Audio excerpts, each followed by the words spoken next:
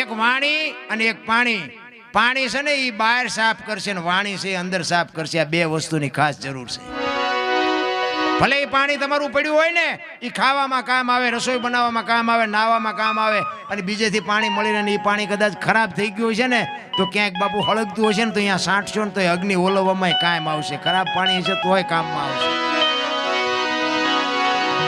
વાણીની ને પાણીની બેની જરૂર છે.